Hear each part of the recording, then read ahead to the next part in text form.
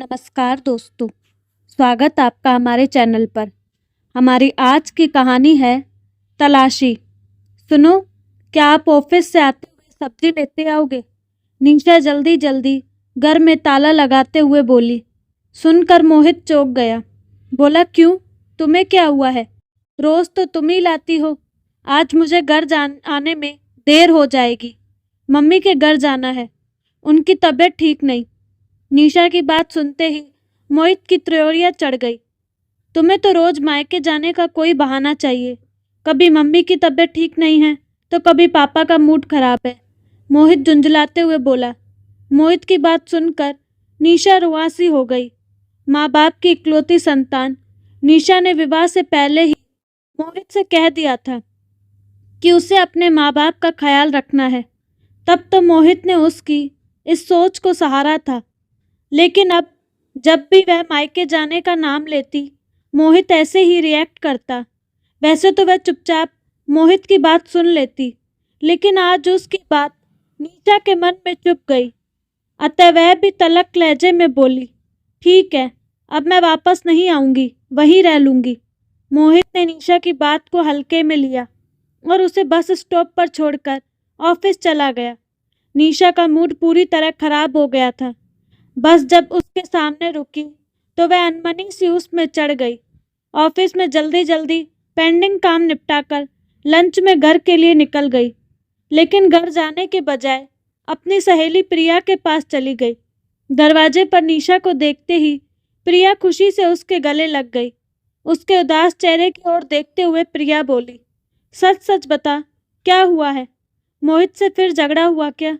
नहीं यार, ऐसी बात नहीं, निशा आंखें चुराते हुए बोली। अच्छा, तो अब तुम मुझसे भी बात छिपाओगी? प्रिया नाराजगी दिखाते हुए बोली। नहीं यार, तुझसे क्या छिपाना, तुझे तो सब पता है, निशा प्रिया का हाथ पकड़ते हुए बोली। अच्छा ठीक है, तू बैठ, मैं अभी आती हूँ, कहकर प्रिया किचन में चली गई। थोड़ी देर बाद चाय नाश्ता लेकर बाहर आई। जब निशा नाश्ता कर चुकी तो प्रिया बोली, अब बता क्या बात है, क्यों इस खूबसूरत चेहरे पर 12 बज रहे हैं? क्या बताऊं यार, रोज रोज की किचकिच से तंग आ गई हूँ। जब भी मोहित से मम्मी के घर जाने की बात करती हूँ तो उसका पारा चढ़ जाता है। तू तो जानती ही है कि मम्मी पापा का मेरे अलावा और कोई नहीं है। मोहित से यह बात मैंने पहले ही कह दी थी कि विवाह के बाद भी मैं मम्मी पापा की जिम्मेदारी इसी तरह निभाऊंगी। तब तो उन्होंने हंसते हुए हामी भर दी थी, लेकिन अब अपनी ही बात से पलट गए। अच्छा तो यह बात है, मोहित ने फिर से तेरे मायके जाने पर ऐतराज जताया, इसीलिए तेरा मूड खराब है। प्रिया ठंडी सांस लेते हुए बोली। चिंता न कर, इस समस्या का कोई समाधान निकालते हैं। क्या समाधान निकलेगा इसका? मेरी तो कुछ समझ में नहीं आ रहा। एक तरफ मम्मी पापा हैं और दूसरी तरफ मोहित। दोनों के प्रति अपने दायित्व निभाते निभाते मैं तो थक गई हूँ। कभी कभी तो मन करता है सब कुछ छोड़कर कहीं दूर भाग जाऊं। निशा रुआंसे स्वर में बोली। प्रिया कुछ सोचते हुए बोली, सही कह रही है तू, कुछ दिनों के लिए इन झमेलों से कहीं दूर चली जा। तब मोहित को पता चलेगा कि बीवी घर में न रहे तो कैसा महसूस होता है। क्या तू मेरी बात से सहमत है प्रिया? निशा असमंजस में भरकर बोली। और नहीं तो क्या, मैं कोई बात बिना सोचे समझे थोड़ी ही करती हूँ, प्रिया बोली। पर जाऊँ कहाँ, यहाँ ये समस्या है। कहीं जाने की जरूरत नहीं, यहीं मेरे पास ही रह। अमित पूरे महीने के लिए अमेरिका गए हैं, मैं घर में अकेली हूँ। दोनों सहेलियां मिलकर कॉलेज के दिनों की यादों को ताज़ा करेंगी। चल, यही ठीक है, मैं कुछ दिन तेरे पास ही रहती हूँ। निशा राहत की सांस लेते हुए बोली। अभी मोहित को इस बारे में कुछ नहीं बताना, उन्हें भी तो पता चले तेरी कीमत। आज जब तू घर नहीं पहुँचेगी तो बच्चू को पता चलेगा। प्रिया से अपने मन की बात बताने के बाद निशा बहुत हल्का महसूस कर रही थी। प्रिया ने निशा के अपने घर रहने की बात उसके माता पिता और सास ससुर को बता दी और साथ ही यह भी बोला कि वे मोहित को यह न बताए कि निशा कहाँ है। ऑफिस जाकर मोहित निशा से हुए झगड़े की बात भूलकर अपने काम में बिजी हो गया। जब घड़ी में 8 बज गए तो उसे घर जाने की सुध आई। घर पहुंचने के बाद उसने घर पर ताला देखा तो उसे सुबह के वाद विवाद की याद आई। वह बड़बड़ाते हुए ताला खोलने लगा। कितना भी मना कर लो, पर मैडम करेगी अपने मन की। मायके जाना बंद नहीं कर सकती, चाहे उसके लिए भले ही पति से झगड़ा मोल लेना पड़े। जब रात के 10 बजे तक भी निशा घर नहीं आई तो मोहित को गुस्सा आने लगा कि आज तो हद हो गई है। 10 बज गए हैं पर मैडम का कहीं पता नहीं। आज घर आए तो इस मामले का सही तरीके से निपटारा करता हूँ। लेकिन जब 12 बजे तक भी निशा नहीं आई तो मोहित को सुबह का वाकया याद आ गया। साथ ही अपना डायलॉग भी याद आ गया कि तुम वहीं क्यों नहीं रुक जाती। अब उसे अपने आप पर गुस्सा आने लगा कि क्यों नहीं वह अपनी जबान पर नियंत्रण रख पाता। अभी वह निशा को फोन करने की सोच ही रहा था कि फोन की घंटी बजी उठी। धड़कते दिल से उसने रिसीवर उठाया तो उसके ससुर राजेंद्र जी थे। क्या बात है पापा जी, इतनी रात को क्यों फोन किया? मोहित जल्लाते हुए बोला। बेटा जरा निशा से बात करवा दो। आज वह यहाँ आने वाली थी पर आई नहीं। उसकी तबीयत तो ठीक है ना? राजेंद्र जी सुस्त स्वर में बोले। राजेंद्र जी की बात सुनकर मोहित घबराहट भरे स्वर में बोला, क्या निशा आप लोगों के पास नहीं गई? वह तो वहीं जाने वाली थी, अभी तक घर भी नहीं आई। क्या कह रहे हो तुम? कहाँ चली गई मेरी बेटी बिना बताए? राजेंद्र जी रुआंसे स्वर में बोले, फिर रिसीवर रख दिया। अब तो मोहित की हालत खराब हो गई। वह बार बार निशा के मोबाइल फोन पर करने लगा, लेकिन उसका फोन स्विच ऑफ आ रहा था। सुबह होते ही मोहित सबसे पहले निशा के मायके गया। उसे लगा शायद निशा अपने मम्मी पापा के पास गई हो और उसे सबक सिखाने के लिए यह सब कर रही हो। लेकिन जब निशा वहां भी नहीं मिली तो वह निराश होकर उसके ऑफिस गया। वहां तो पता चला कि निशा तो लंच के समय ही ऑफिस से चली गई और आज ऑफिस नहीं आई। हताश सा मोहित घर चला गया। पूरा दिन वह निशा की अच्छाइयों को याद करके सुबकता रहा और यह सोच कर कि कहीं नहीं गया कि शायद निशा घर वापस आ जाए। लेकिन सुबह से रात हो गई, निशा नहीं आई। निशा और प्रिया दोनों रात भर गप्पे मारती रही, देर रात सोई। सुबह कॉलबेल की आवाज़ से निशा की नींद टूटी तो उसने देखा कि प्रिया गहरी नींद में सो रही है। निशा का मन उसे जगाने को नहीं हुआ। वह यह सोचकर दरवाज़ा खोलने चली गई कि दूध वाला आया होगा।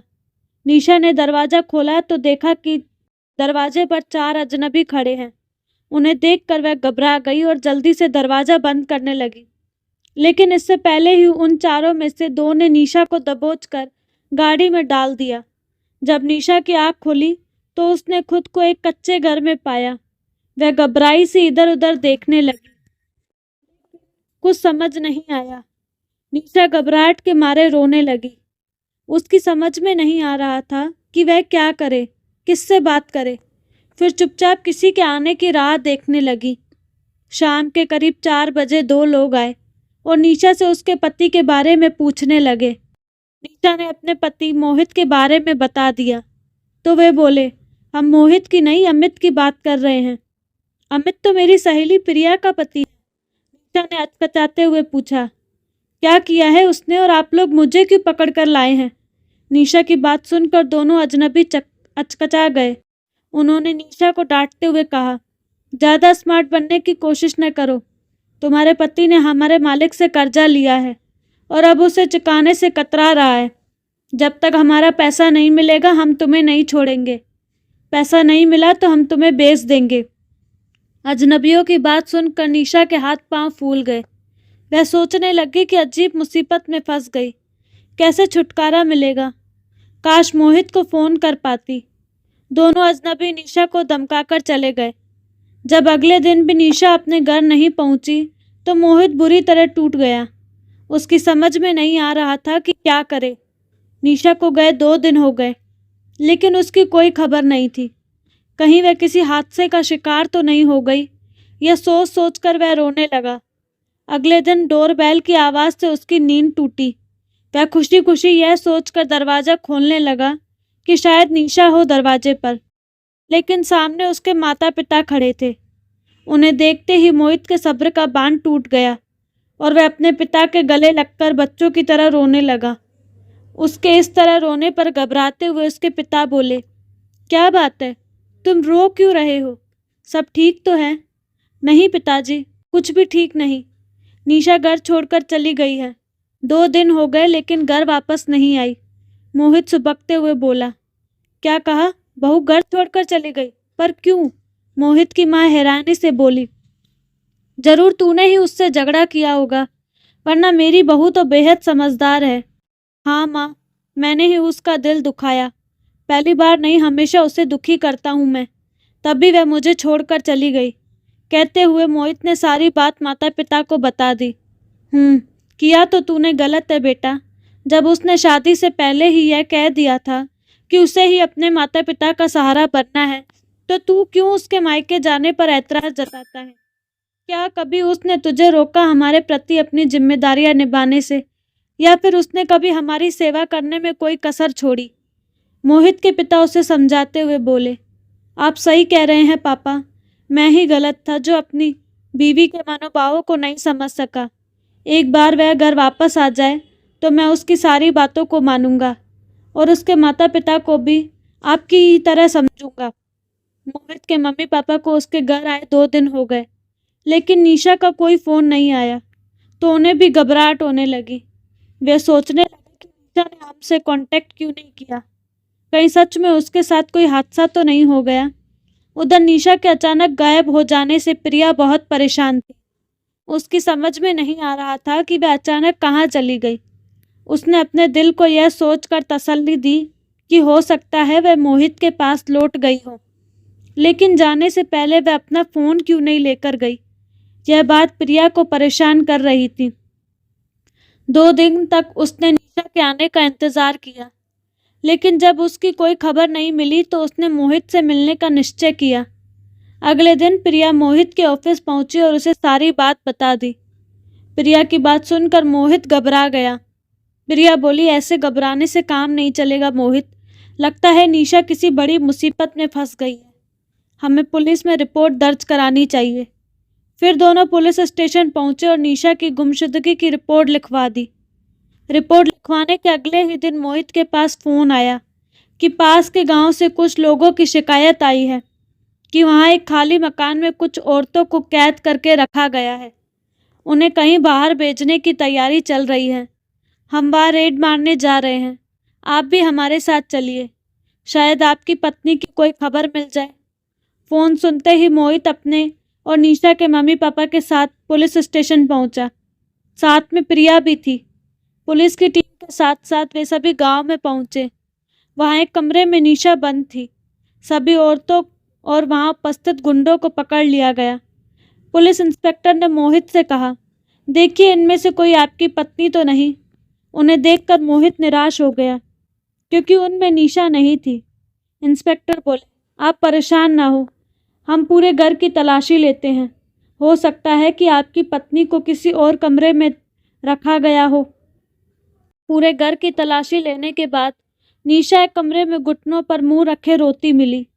निशा को देखते ही खुशी के मारे मोहित की चीख निकल गई। थैंक यू इंस्पेक्टर, मेरी पत्नी वह रही। मोहित को देखते ही निशा उससे लिपट गई। मोहित उससे माफ़ी मांगते हुए बोला, मुझे माफ़ कर दो निशा, मेरी वजह से तुम्हें इतनी मुसीबतों का सामना करना पड़ा।